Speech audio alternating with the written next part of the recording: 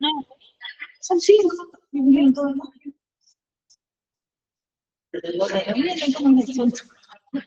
Capaz no se quieren escapar. Háblame a mí de marrano, salía del plan del morado, yo, No teníamos que entrar al hospital. Bueno, yo me ponía la bolsa del yaguané en los pies y de acá venía así. Y en la mochila. ¿Bien? Y en la mochila. ¿Y en la mochila llevaba bolsas para la vuelta? Sí. Yo le pedí a mi vecina, me acuerdo, bolsas negras porque no tenía bolsas negras. Bueno, a ver, me caí. Que con fuerza de certificado sospechar. No, olvídate.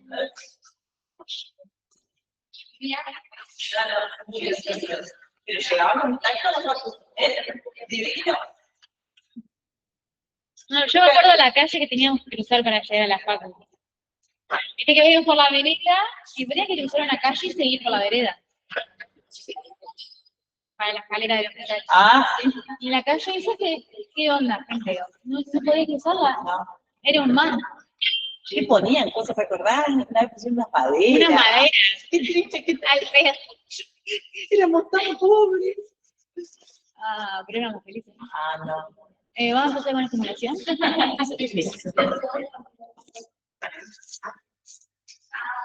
Estamos ready. Yo quiero mandar a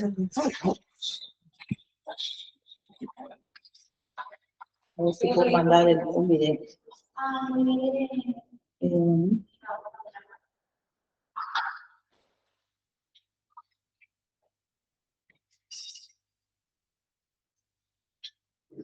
Ahí vamos,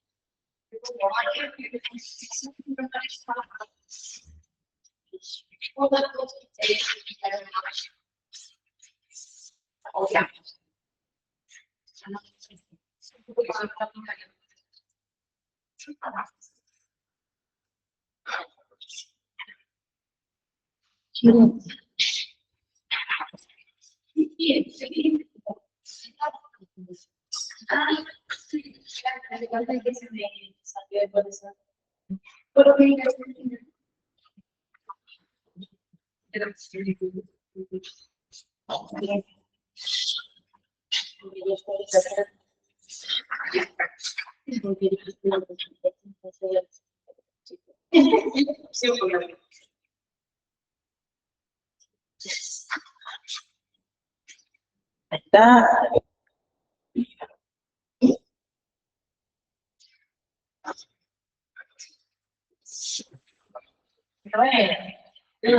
Sí.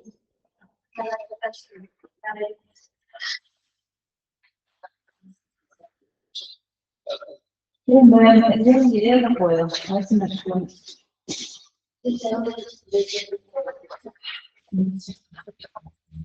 ¿Lo copio de acá? ¿Copio de acá?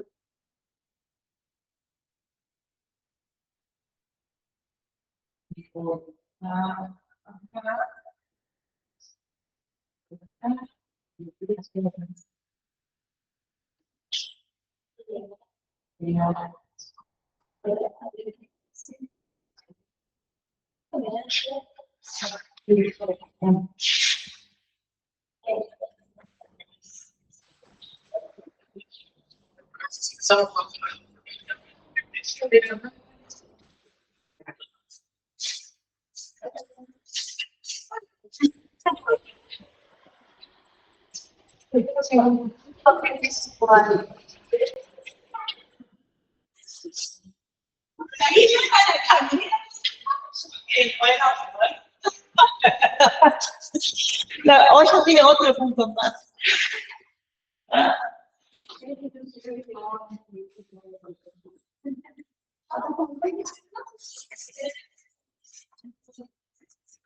Hasta hermana de mi hijo fui una vez.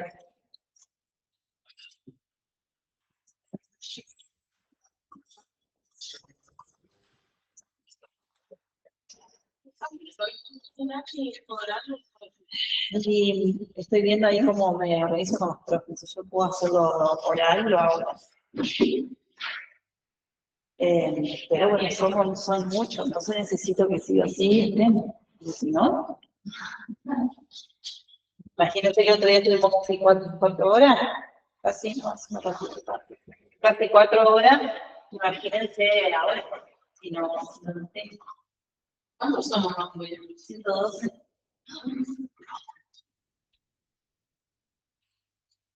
Bueno, no lo digo, sí. Sigamos. Sí, por favor.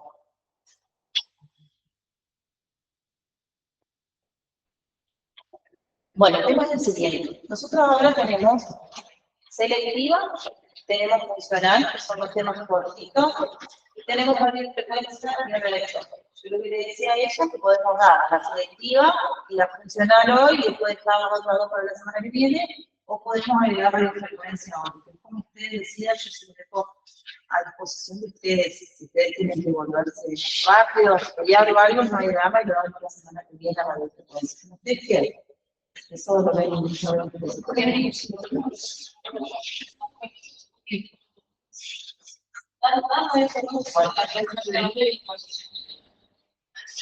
perfecto.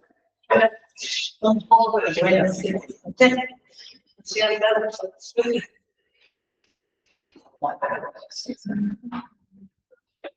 Bueno, nosotros el otro día habíamos hablado de lo que era la bioevaluación o electrodiagnóstico, que me dicen las chicas, me preguntaban si era lo mismo.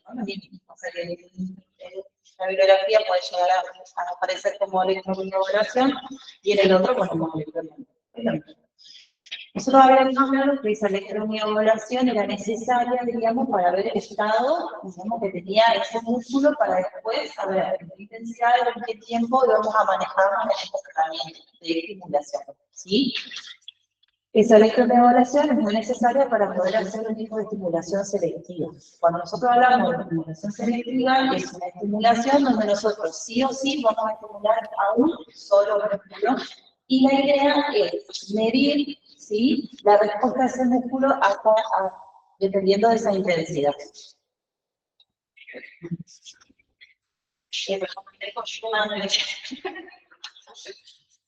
Entonces, cuando nosotros hablamos de selectiva, siempre vamos a hablar de un solo músculo al cual nosotros vamos a estimular para poder obtener una respuesta, y de esa manera, más allá, diríamos, de tener un conjunto diagnóstico, empezar a trabajarlo, ¿sí? Bien, para poder aplicar lo que es la estimulación selectiva, primero tenemos que saber, tenemos que obtener el tiempo útil exponencial. ¿Se acuerdan cuál era el tiempo útil exponencial que vimos la semana pasada? Sí, pero llega el tiempo mismo con la intensidad también misma para lograr un tipo de contracción del umbral. ¿Se acuerdan? Que la contracción umbral era esa, ¿sí? La que nosotros podíamos obtener con un tiempo mínimo y una intensidad mínima. ¿Está? Puede ser que con intensidad máxima. El tiempo por el gráfico también. Que acá es máximo y la base es claro, eso es con el mínimo, vos tenés el galvano tétano y después tenés el tiempo útil exponencial. Uno es de 1000 y el otro es el mínimo. ¿Sí? El umbral es más 10 milisegundos y el otro está al mínimo. El repito ese sí, así. Bien, nosotros qué es lo que vamos a buscar con esta estimulación selectiva. Nosotros vamos a buscar la respuesta de ese músculo y para poder buscar la respuesta de ese músculo lo vamos a ir aumentando esa intensidad. ¿Sí? Pero ¿hasta dónde vamos a aumentar esa intensidad? A ver esa contracción rara, a ver esa contracción con la mínima intensidad posible. ¿Está? Cuando nosotros hablamos de unidad de electroestimulación, esa unidad de electroestimulación va a estar formada por el tiempo y la intensidad, digamos, que nos va a ofrecer el anterior estudio que nosotros vamos a hacer. ¿Sí? O sea, nosotros vamos a evaluar ese músculo por medio de la electroestimulación para después poder trabajar con ese tiempo y esa intensidad específica para ese músculo. ¿Sí? Vamos a ver cómo reacciona ante ese tiempo y esa intensidad, y según eso es lo que nosotros vamos a aplicar para después el tratamiento. ¿Sí? La intensidad siempre vamos a tratar de buscar, hablan de un 20-30% del total de intensidad, pero siempre nosotros la intensidad la vamos a manejar hasta que nosotros logremos la contracción muscular. ¿Sí? Más de eso nosotros no podemos darle al músculo, ¿por qué? Porque no podemos llegar a una fatiga, que es lo que nosotros no queremos en este tipo de muscular, menos en estos. ¿Sí? El tiempo de duración de la pausa siempre va a ser el doble de la duración del estímulo. ¿Sí? En estos músculos, sobre todo, necesitamos que tengan más tiempo de reposo que de estímulo. También para evitar lo que es la fatiga. Y la polaridad, digamos, del electrodo siempre va a ser el negativo, como lo habíamos visto también en la electroevaluación. ¿Sí? Entonces, todo lo que nosotros vimos la semana pasada nos sirve como para llevarlo al tratamiento en un músculo denervado. ¿Sí? La técnica de aplicación es la monopolar, es la que expliqué en la electroevaluación. ¿Qué se hacía? Teníamos un polo que era negativo y el otro que nosotros lo íbamos a colocar dependiendo de la zona que nosotros queríamos estimular. ¿Sí? Si nosotros queríamos estimular lo que era cara, lo que era miembro superior, lo poníamos en la zona cervical o interescapular, y si queríamos ir más para los miembros inferiores, ¿dónde lo poníamos? En la zona lumbar o dorsal. ¿Sí? Ese vendría a ser el que cierra el sistema. Y el polo negativo es un electrodo chiquito, ¿sí? De unos pocos centímetros, generalmente tiene forma de una lapicera, ¿sí? Y ese es por el que nosotros vamos a ir buscando desde el punto de estimulación. ¿Ah?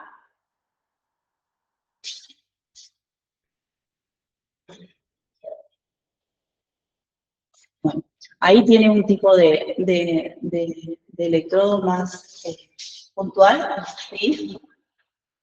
En este caso, si ella está estimulando la cara, el descierre tiene que estar acá atrás o bien en la parte interescapular, ¿sí? ¿Sabes una cosa más que tiene por debajo y esa No, eso no hay que tener bien. Con respecto a la frecuencia, siempre nosotros vamos a estar dentro de los límites de lo que es la tetanización. Nunca vamos a llegar a esa tetanización. Más o menos se habla de no pasar unas 60 contracciones por minuto. ¿sí? Y esto se logra con una pausa bastante grande de 20 milisegundos. El 20 milisegundos justamente era el tiempo de entrar y dar las antenas que habíamos hablado en la clase anterior. O sea, tenemos que sí o sí son menores de 60 contracciones por minuto y con una pausa de 20 milisegundos como mínimo, ¿sí? La duración, en realidad, la duración la vamos a ir midiendo nosotros, ¿sí? ¿Por qué? Porque vamos a ir viendo la respuesta que tiene ese músculo ante el estímulo que nosotros tenemos. Cuando nosotros veamos que ese estímulo ya nos genera la misma respuesta, es porque ese músculo se está cansando. Entonces, ahí es lo que nosotros tenemos que parar. Entonces, no hay un tiempo específico, porque eso va a depender de cada uno de los pacientes, de la patología del paciente y de cómo esté ese músculo también, dependiendo del paciente. Y dentro de las contraindicaciones no hay absolutamente ninguna. Es un equipo que se puede usar. Una de las contraindicaciones que a mí se me puede llegar a ocurrir que el paciente le tenga el error a la corriente eléctrica y no quiera realizarse ese tipo de estimulación. Por lo que conlleva también hacerse una electroestimulación a la cara. Eso no vale. No pasa absolutamente nada. ¿Sí? Ustedes lo van a practicar y lo van a practicar en la cara también. Y van a sentir, diríamos, que no es feo, pero tampoco es muy agradable, diríamos, tener en la cara. ¿Sí?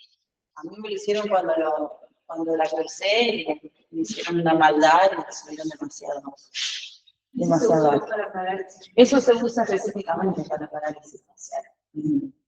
Yo tenía un equipo y la verdad que funciona bien. Por eso me rompió y nunca más pude comprar uno. Generaba comprar uno con todas las corrientes, digamos, y bueno, no tuve muchas más parálisis faciales, diríamos, no. Ahí empezás a ver qué es lo que te conviene realmente comprar. Sí, si te dedicas específicamente a eso, sí, pero si no, no vale gastar en eso, si no lo vas a usar. Pero sí, responde muy bien. Siempre tenemos que tener en cuenta que este tipo de estimulación a nivel selectiva se utiliza la corriente de tipo exponencial, que era muy diferente a lo que era la otro tipo de corriente que era rectangular. ¿Sí? ¿Se acuerdan que la rectangular es como que andaba un impulso muy fuerte desde el estado de reposo hasta el máximo y lo mismo para bajar? Entonces, si nosotros le vamos a dar a ese músculo que está denervado esa estimulación, en vez de estimularlo, lo vamos a fatigar más.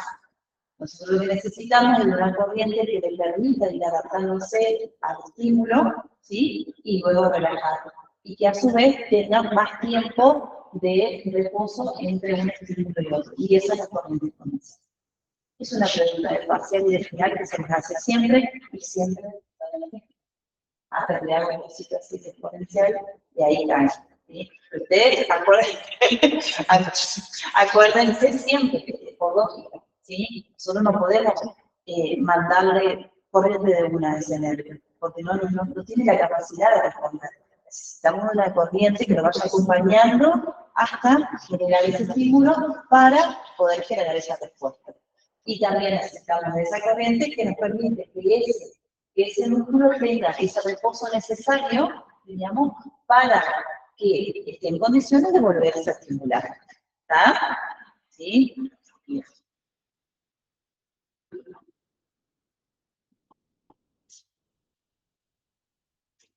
Este es como un resumen de lo que recién dije.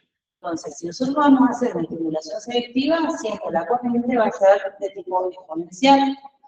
La intensidad va a estar dentro de la unidad de electroestimulación, que es una dada, digamos, por esa intensidad mínima que nosotros sacamos con la electroevaluación, más un 20 al 30% que podemos manejar ahí.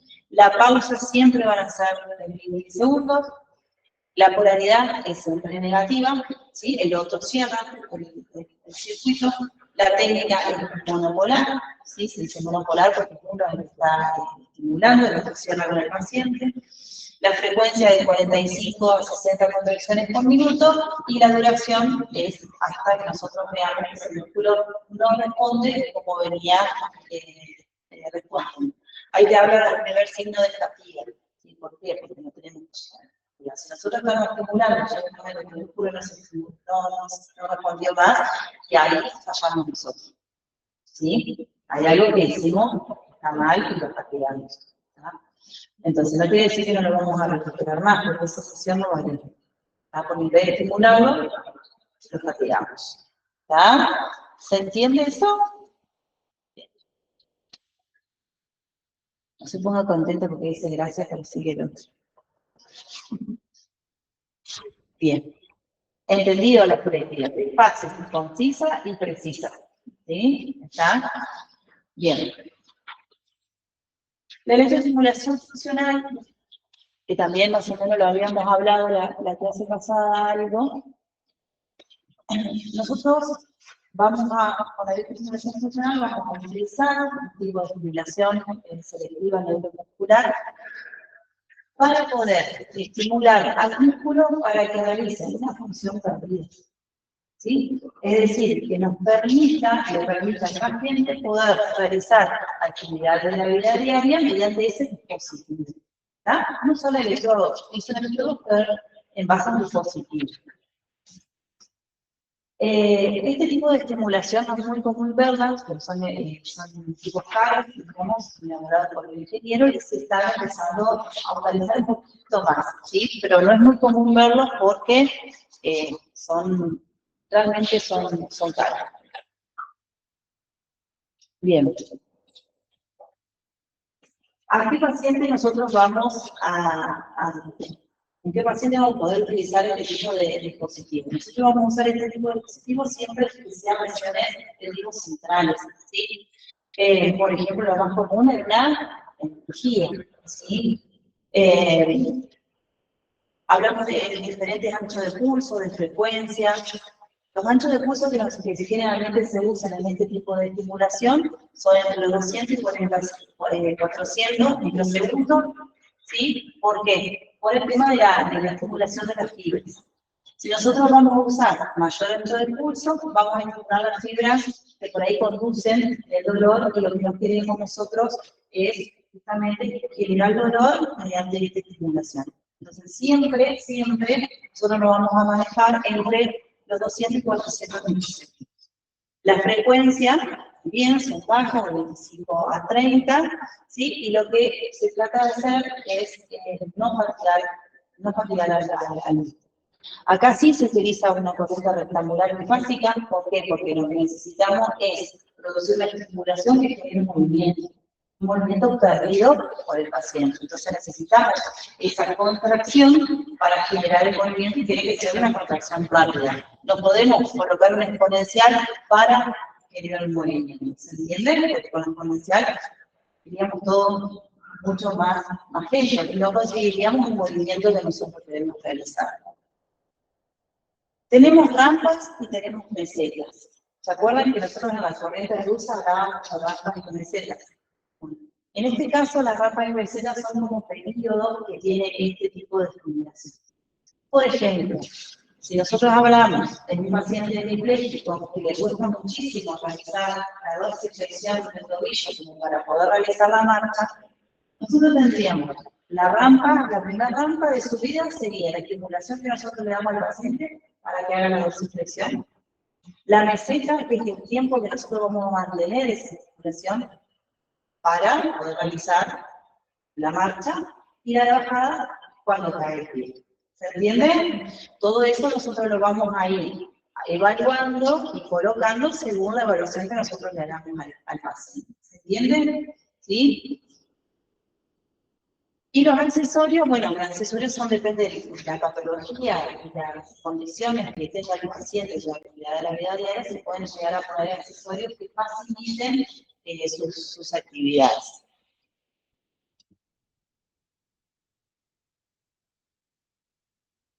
Este es uno de los dispositivos.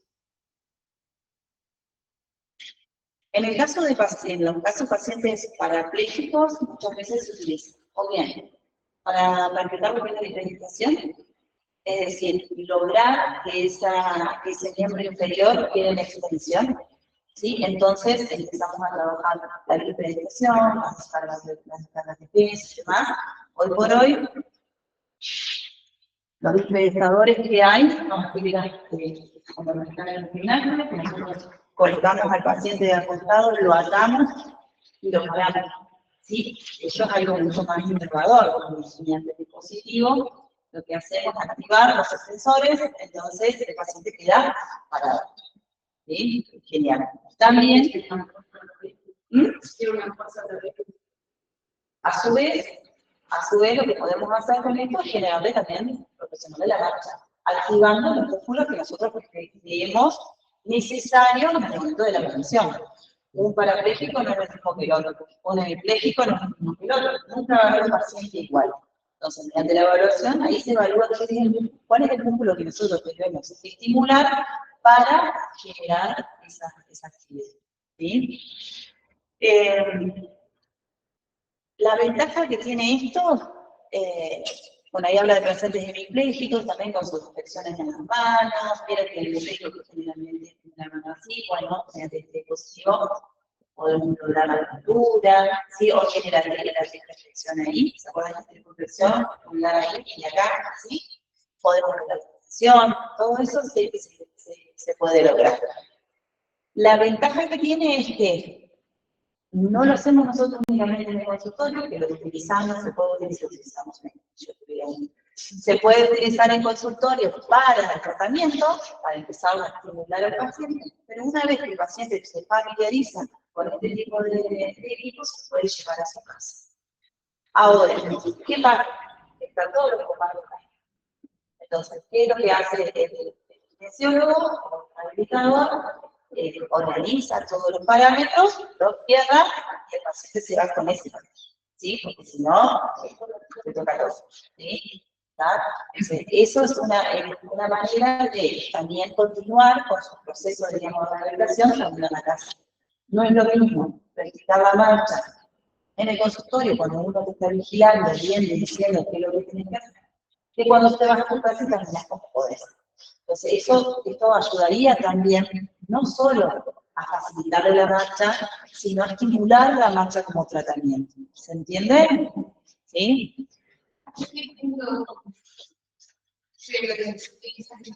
Algunos pacientes lo tienen de siempre. Y hay algunos que, bueno, que llegó un momento, digamos, que les sirvió como tratamiento y pueden hacer caso. Pero generalmente son patologías, diríamos, son seculares. O sea, que vos ya la lesión no está, la secuela ya la tenés. Mejorar la calidad de vida. Mejorar la calidad de vida. Acá voy a mostrar ahora yo, si videito que quería mostrarles. Es tarde, bueno, yo no sé por qué. No lo tenemos nosotros, pero...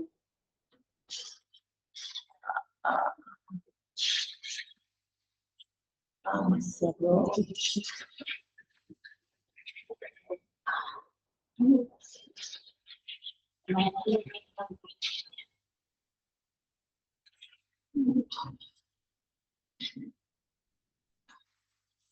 Ahí salió con la cultura. Bueno, este es un pequeño videíto, está en italiano, donde una paciente cuenta, digamos, la diferencia que hubo entre el antes y el después de usar ese dispositivo. Fíjense cómo es su marcha antes y cómo es su marcha después. Caso quando você treine com morte à frente,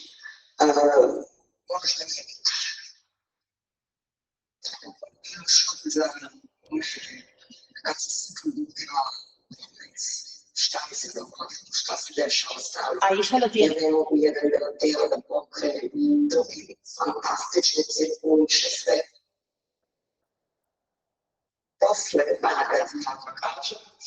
Io porca, onde vejo os outros que estavam com a saca, mostrando ensinava a vida e uma nossa vida. Cada onde a solidão dele é verdade.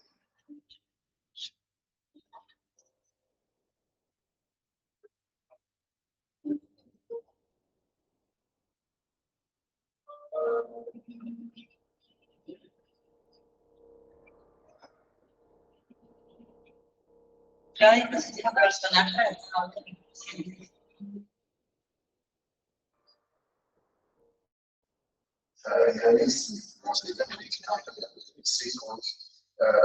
godina ovog klasičnog klimatskih nagledanja. I to dosta znači nekoliko ako da se dana sa klinika destinacije kao bližek. U početku je bilo 50%, Ahí lo está regulando, ¿vieron?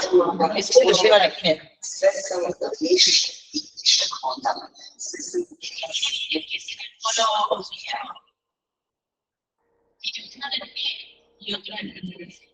No, no es lo mismo libro que se llama.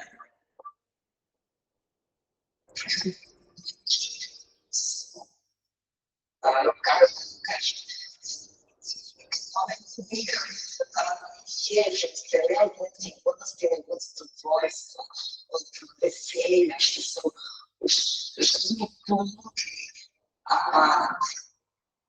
kako da je kao svoje samačama, koliko da nam zoni presika,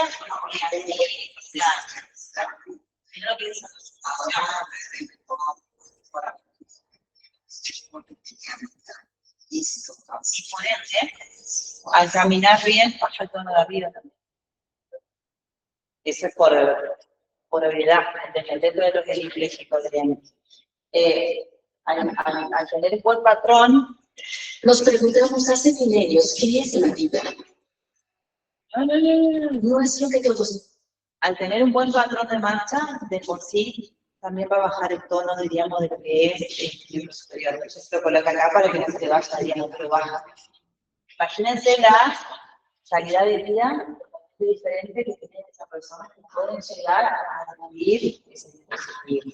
¿Sí? Estamos hablando de algo muy lejos, diríamos, pero que acá ya se está empezando a utilizar. Y el año que viene, no, el año que viene ya la idea es, porque me eché bastante al profe de DIP, a ver si podríamos dar alguna clase de esto, digamos, de funcionar. Y bueno, la idea es presentar algo el año que viene con una viñera específicamente de esto, digamos, porque nosotros como aquí nos falta mucho, digamos, aprender de esto. Y bueno, así que ahí estamos tratando de, y estaría bueno que si lo logramos que participen, diríamos, porque es lo que se viene, y es para ustedes. Uno ya está, uno yo ya, no quiere decir que no me interese y que no lo vaya a hacer por seguro, todo eso, porque me encanta, digamos. Cuando estamos hablando de neuro y de mejorar la calidad de vida del paciente.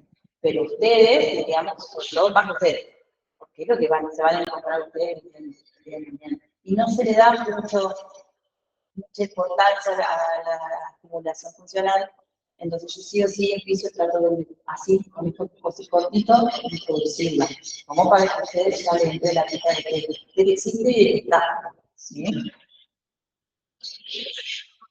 Es increíble en la mano lo que genera, al menos para la garra, ¿sí? Se abre la mano, la seda. Y el nivel de la guante es un poco de esto de bueno. Eso también es. Es lo he visto, y después he visto para parapléjico, que tiene el cinturón acá, y de ahí sale para las dos piernas. Eso sí lo he visto. Quizás no puedan caminar solos. Claro, al principio lo ponen como un andador. Acá no, bueno, pero los videos que he visto es el arnés, el circuito, ellos sostenidos, ponen, o sea, es el comienzo de todo el tratamiento, sujetado, y ahí viene un cinto y ahí sale todo para... Yo lo del arnés lo hice en mi consultorio, pero así. Porque volamos con mi compañero, entonces agarramos como una arriba y los agarramos acá. Y después me cambié de consultorio y tuve que irse nomás. Entonces tratamos de acá depende cómo estaba del tronco. Claro, si estaba muy débil del tronco, lo sosteníamos de acá, y si no, de acá. Entonces, venimos acá y vamos caminando. Es genial, son cosas que se pueden idear, chicos, por nosotros en el consultorio ideamos absolutamente todo. No te... Pero los rolos, todo ideamos. O sea, hay que buscar la cabeza, yo te digo, la cabeza de quién es muy loca, digamos, porque sacamos ejercicio sin haberlo tenido en ningún lado. Pero bueno, todo eso viene de una base, ¿no? Entonces después lo ves que necesita el paciente, y ahora tengo desde ese año que mencioné un cerebroso, que es un día fantástico. Sí, yo estoy viendo el derecho otra vez. Pero no sé si me van a dejar comprar, claro. Como hamacas, a mí me hubiera encantado poner una hamaca en mi consultorio también para los niños. Material estimular y todo. Genial. Pero no me dejan, pues. Un día lo voy a dejar totalmente que te estoy alquilando, se lo van a entrar. Creo. Hay una cosa que cuando alquilás y otra cuando vos tenés la infraestructura propia que vos podés hacer a gusto y a todo, pero más. O sea que yo tenía un consultorio muy grande y con la pandemia, y ahora Eso de la cabeza de orquesta, porque yo soy eso que me mueve esa mesa grande y no venía nada para ayudarme. Yo dije, bueno, entonces yo puse dos pantuflas abajo y la llevé. No hice nada después, porque la mostré. bueno, eso que me parece gracioso en realidad con nosotros hacemos. En el consultorio lo hacemos con pacientes, buscamos la forma de levantarlo, de sostenerlo, de acomodarlo, de acostarlo. Se te cayó un paciente que cómo hacer. Bueno, todas esas cuestiones, esa manera de que lo ven, esta espina, porque sé que lo ven. Viene mucho de la nuestra. Y sí, volamos bastante, somos bastante voladizos, pero está bárbaro lo que se hace.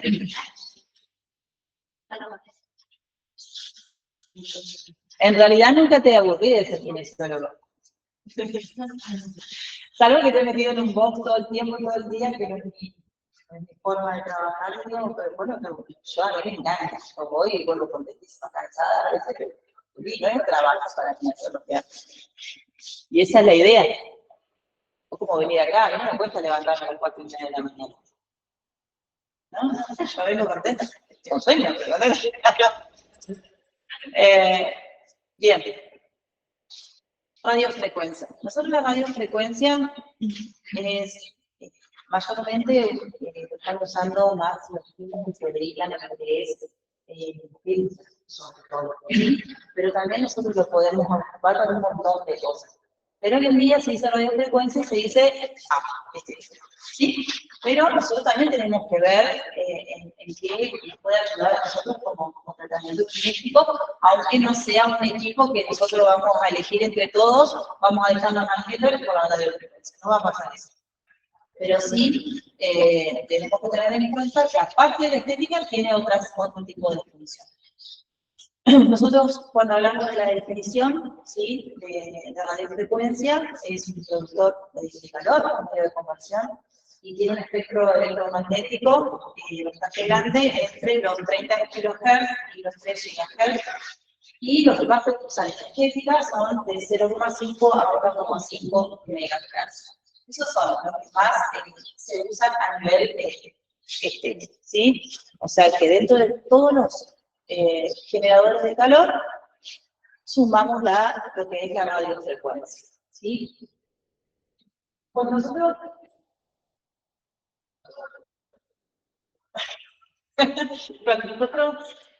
hablamos de radiofrecuencia, tenemos que tener en cuenta lo que produce la radiofrecuencia y cómo va a responder también la zona donde nosotros vamos a marcar esa radiofrecuencia, ¿sí? Esta conversión se produce a nivel de la radiofrecuencia, va a producir un movimiento iónico, va a producir movimiento rotacional de moléculas y va a producir distorsiones moleculares.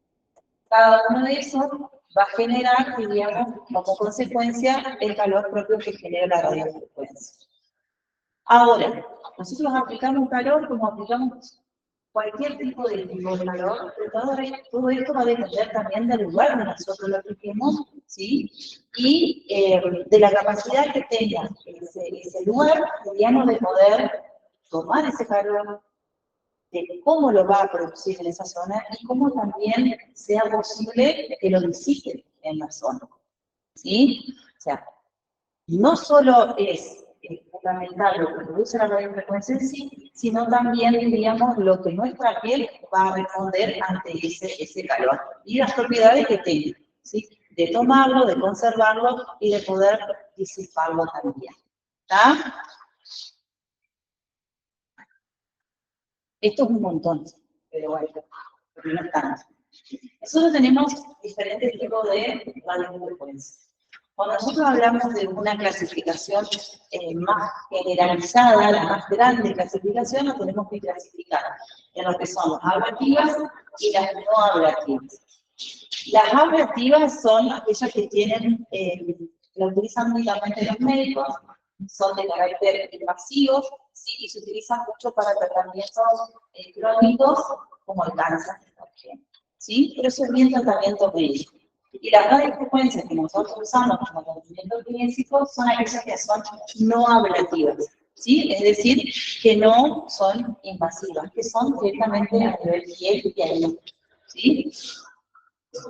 Según la cantidad de electrodos, también lo vamos a poder clasificar en un montón de equipos, donde tenemos equipos donde tienen únicamente, son unipolares, un electrodo, donde ese electrodo va a ser el activo y el otro electrodo o bien cierra con el paciente, ¿sí? Con un electrodo diferente, o bien cierra con el equipo mismo, ¿sí? ¿Ah? La bipolar, que tiene dos electrodos, uno dispersivo, de mayor área, y uno activo más chiquitito, que es la única radiofrecuencia que nosotros tenemos acá en aula de Wilson, así que con eso van a practicar. Y a su vez, esos electrodos pueden estar o bien por separados, ¿sí? Donde se va a usar el activo y el dispersivo coplanar, o bien pueden estar juntitos en el mismo cabezal, ¿sí? De manera coplanar, ¿sí? Para ver qué tienen. Si tienen un cabezal, tienen dos puntos, ¿sí? Dos cositas. Uno va a actuar como el activo y el otro como positivo. Entonces, tenemos un activo y el otro el dispersivo. Después tenemos los tripolares, donde pueden estar dos en el mismo cabezal, o bien uno de cabezal y el otro cerrando el circuito, ¿sí? Y después tenemos tripolares también, que van a ver que es con un cabezal con muchos electrodos diferentes, ¿sí? Eso se utiliza más para lo que es el estético.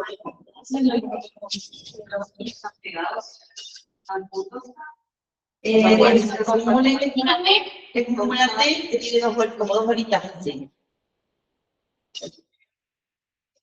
Según la forma en que transmite la radiación, estas pueden ser inductivas, capacitativas o resistivas.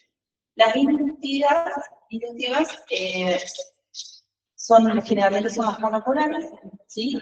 Tienen un solo electrodo, transmiten calor y emplean, digamos, al paciente para cerrar el circuito. Las capas activas, bien, son la mayoría bipolares y el electrodo activo lo que tiene es como una cobertura, ¿sí? Y esta una cobertura que permite realizar como un aislante eléctrico y que lo que hace con la capacitiva va juntando calor, aumentando el calor en ese electrodo para luego poder transmitirlo a la zona. Y la resistiva, en vez de tener el capacitador, directamente trabaja la conducción del calor con medio de una resistencia eléctrica. ¿Sí?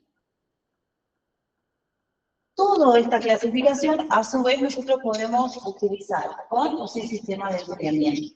Es decir, que nosotros podemos aplicar ligeramente lo que es el frío para luego aplicar la radiofrecuencia o al unísono. ¿Sí? ¿Qué hace esto? Diríamos que podamos utilizar intensidades un poco más altas para llegar al tejido más profundo sin generar un efecto adverso en el paciente. No es muy utilizado, ¿sí? Generalmente las más utilizadas son lo que es las inductivas, las resistivas, en lo que son los tratamientos, ¿sí? Entonces, la gran clasificación es ablativas, no ablativas. Ablativas son las que tendríamos que son invasivas, las no ablativas las usamos nosotros. Después las vamos a clasificar en unipolares o bipolares, depende si usamos un electrodo o dos o más en tri. Y según cómo se transmite, digamos, la radiación, pueden ser de tipo inductiva, capacitativa o resistiva. ¿Ah? ahí que le agreguemos o no frío, es depende del tratamiento que nosotros tratamos realizar.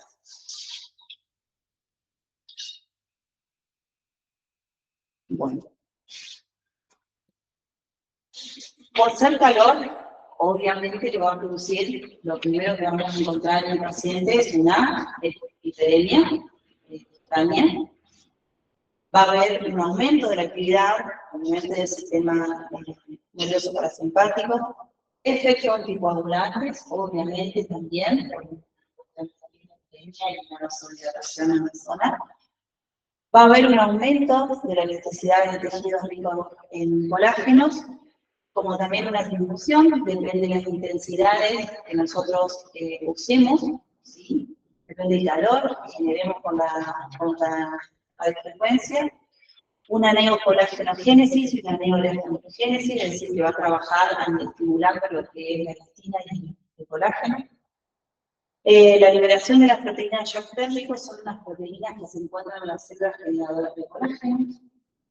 Una lipólisis, el movimiento de lo que es el tejido graso, y el incremento del metabolismo. Fíjense que ahí, dentro de todos estos efectos, hay mucho nivel estético. Muchísimo. Que no quiere decir que nosotros no podamos utilizar ese calor terapéuticos. ¿Por qué? Porque el calor trae como consecuencia un montón de efectos terapéuticos. Cicatrices, por supuesto. Cuando vos disminuís, aumentás la elasticidad de los tejidos ricos en colágeno, podés trabajar en esa fibrosis. ¿Se puede observar Con esto, para aumentar, digamos, la elasticidad de tejidos ricos en colágeno, usamos temperaturas más bajas. Y para disminuirlo, usamos temperaturas más altas. Todo depende de la patología que vos tengas. Vas a aumentar o disminuir ¿se puede observar en el tema? ¿O es muy profundo el calor? ¿En qué? ¿El tema? Ajá. Sí, el tema sí. Es que nosotros tenemos que llegar a ese tema. Lo que pasa con las radiofrecuencias es que puede generar un calor muy profundo. Tenemos que estar muy atentos de cómo nosotros la aplicamos. Como es más profundo que iniciamos por ahí. Generalmente, este tipo de equipos, una de las consecuencias que tiene es la quemadura de sangre clara. ¿Por qué? Porque un calor tan profundo, digamos que genera ese tipo de quemadura con ampollas. Entonces, el eritema aparece. Es el eritema más la sensación del paciente. Ahora lo vamos a ver, según la dosificación.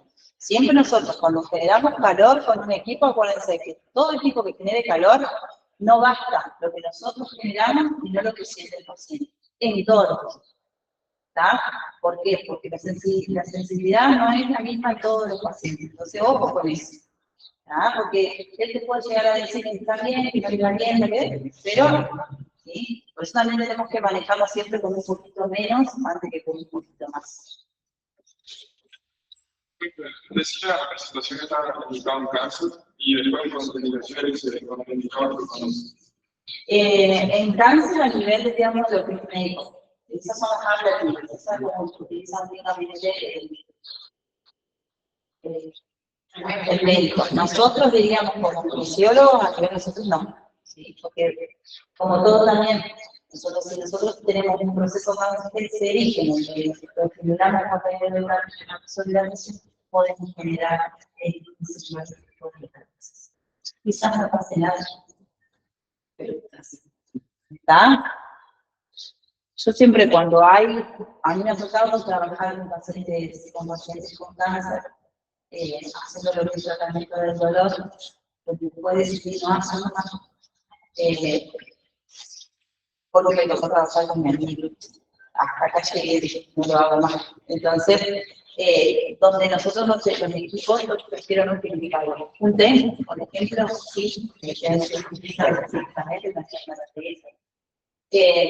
pero todos los otros estimulan de una u otra manera la vasodilatación y demás, aumenta el metabolismo.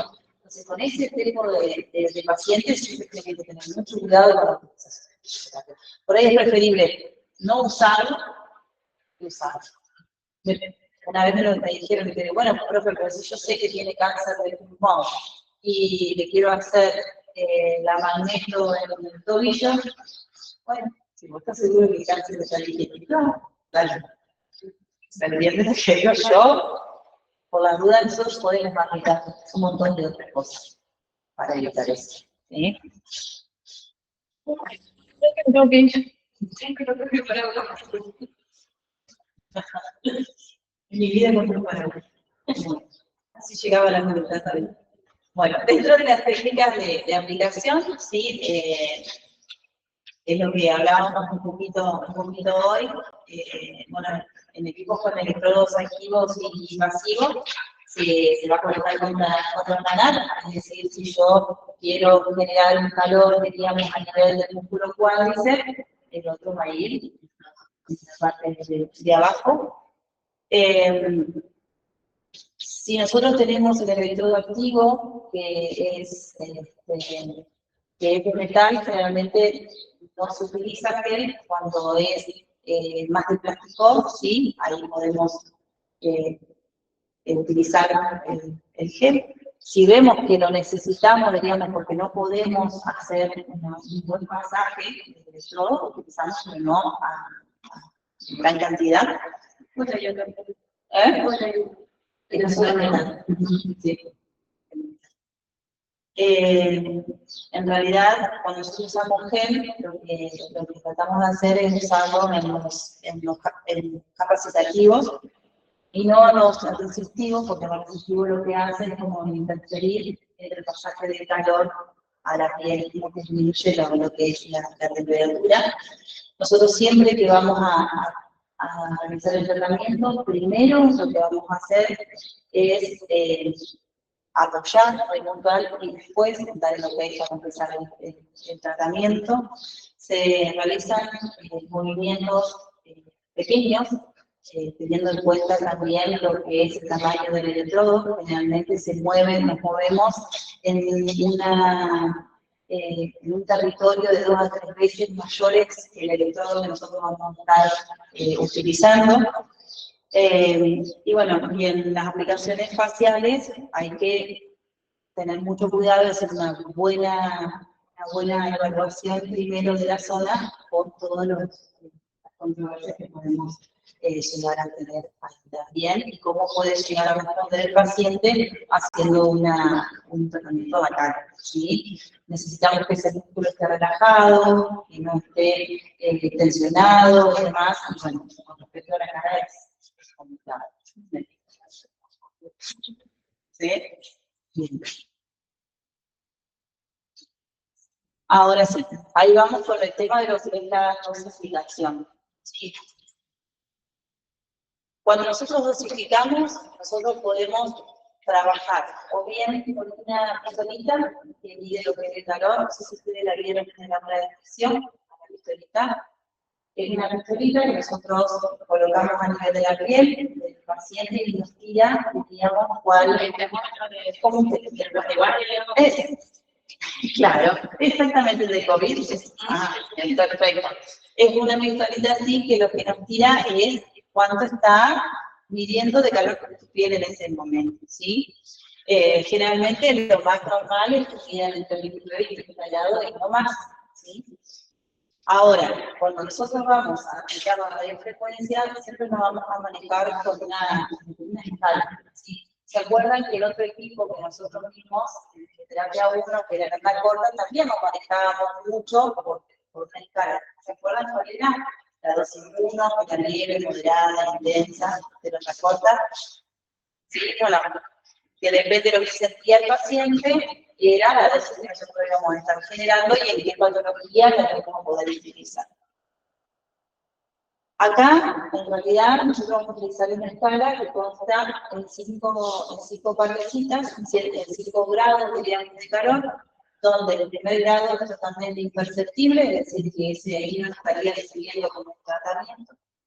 El grado 2, que ya empieza a sentir el calor. El grado 3, el grado de calor está moderable.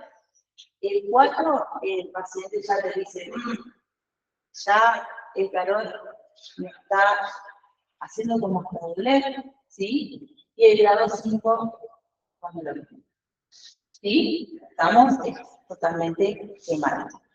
Entonces, no es para asustarlo, pero hay que tener mucho cuidado con respecto a eso. Los tiempos de aplicación son tiempos cortos, de 10 a 15 minutos, y dependiendo la zona en que nosotros vamos a trabajar, podemos aumentar ese tiempo hasta unos 30. No es lo mismo aplicar el cuádriceps que aplicar tríceps, o sea, todo depende de la zona que nosotros vamos a tratar. Yo siempre lo que recomiendo es, primero y principal, colocar bien el equipo, ¿sí? Y explicarle al paciente qué es lo que va a sentir. Cuando el paciente empieza a sentir el calor, ahí lo siente y está bien, la única forma de aumentar la sensibilidad es cuando el paciente no siente, ¿sí? A su vez, hacer una prueba de anamnesis y preguntarle si hay trastornos de la sensibilidad, si no, ¿está? Como en todos los equipos. Estoy diciendo algo que lo hacemos con todos los equipos de calor, ¿está? Pero lo que tiene esta es que tiene un calor profundo. Entonces, muchas veces, digamos, el paciente no termina de sentirlo hasta que pasa algo que pasa. Sí, tiene que sentir el calor. Claro, también pasar un calor completo. Sí, cuando el paciente te empieza a decir que ese calor le duele, porque está bien. ¿Sí? Y ahí ya está. Pero ahora, si vos colocas bien el equipo, dosificás bien, ¿sí? Y manejar bien la zona, no va a pasar nada. Tampoco tenemos la mayor frecuencia quieta en el lugar, porque si la dejamos quieta, aquí sí, para el movimiento. Bueno, las indicaciones, tenemos 2 millones de indicaciones, tanto a nivel dermatofuncional como a nivel de ortopedia y traumatología. En dermato, la paniculopatía, eso es, ¿qué es la paniculopatía? La grasita y la forma que va llegando a conociendo la celulitis. Exactamente. ¿Por qué? Porque lo que hace es mover ese panículo adiposo. Obviamente que no es solo con la radiofrecuencia, sino que es ejercicio, con alimentación. Yo ya me la imagino a todas esta tarde con ejercicio. En la fibrosis, las equimosis, en el edemadema, inflamación crónica, en abscesos, cicatrices, con fibrosis, con anemia, flacidez, en alopecia, inflamaciones cutáneas. Todo eso es más a nivel dermatofuncional. Eso lo se va a perder todo eso lo van a ver más específico cuando hablan de dermato, y van a ir bien a lo que es la parte estética. Y en ortopedia tenemos un montón también. Dolor, contractura, fibrosis. Estas fibrosis son otros tipos de fibrosis. Generadas por ahí, por lesiones serían musculares, no a nivel piel, como serían a nivel dermato. Fascitosis plantar, son fascitis plantares, inflamación de las fascias plantares. Esa sí la traté una vez con radiofrecuencia, anduvo muy bien. En rupturas, en inflamaciones, edemas, en derrames. Y bueno, el incremento del rango óptimo de movimiento es porque obviamente al generar calor en la zona, el músculo se relaja y podemos generar mayor movimiento.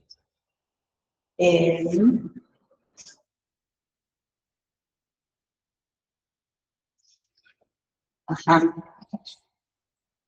Y ahí estamos con las contraindicaciones. En realidad, yo prefiero que tengan mejor en cuenta las absolutas que las relativas. ¿Sí? ¿Ah?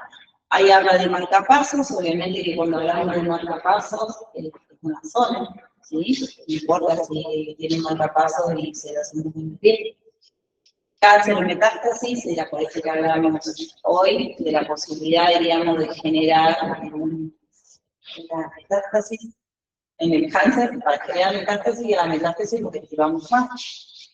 En el embarazo sería en la zona lumbar, en la zona abdominal.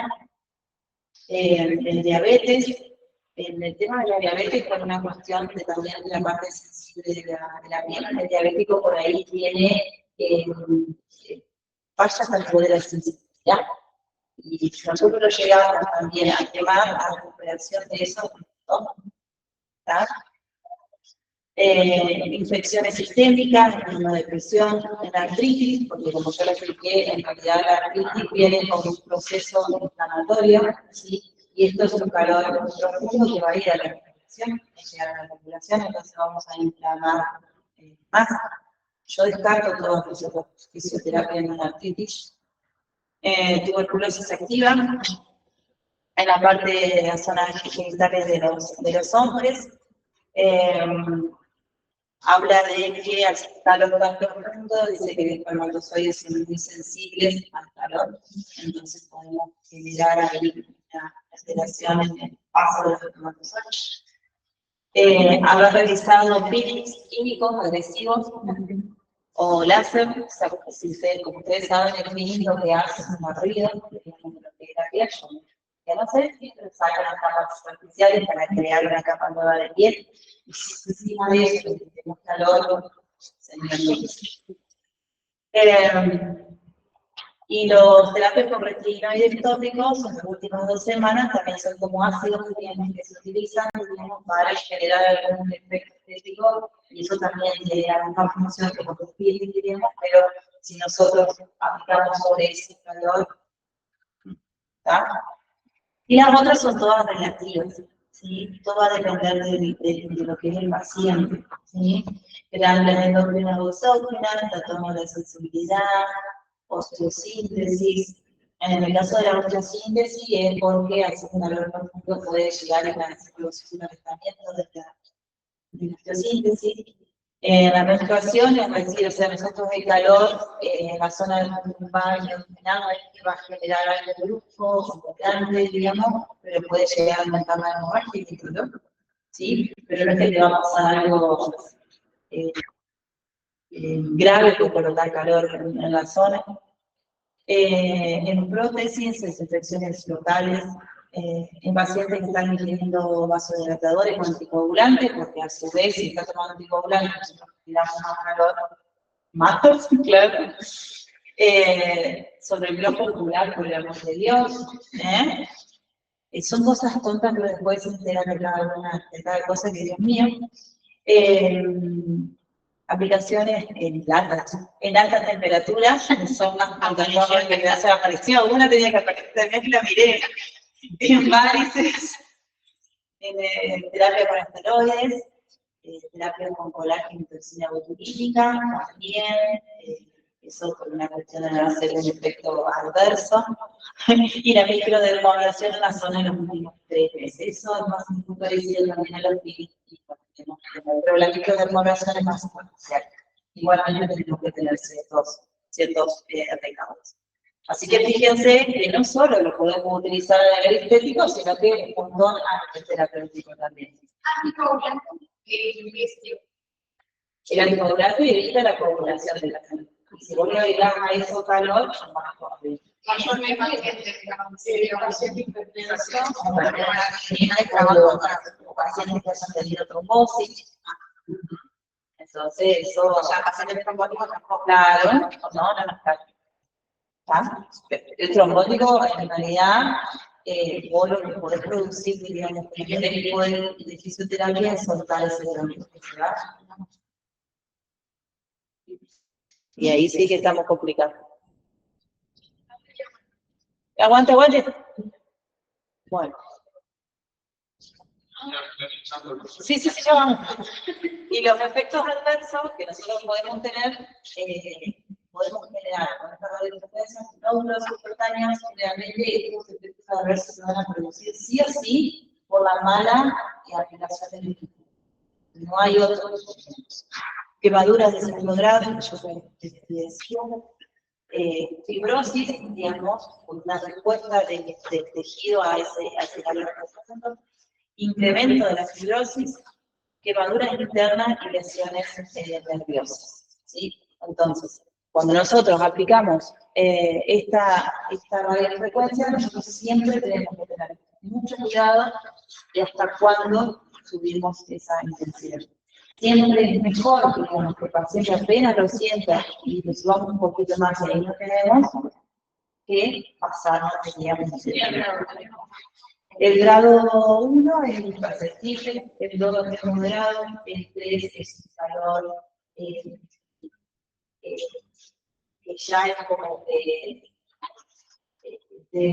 no, el 3 es el calor bueno, el 4, el 3 ya es, el 4 ya es como como que quema, ¿sí? Existe como una doble cantidad de 5.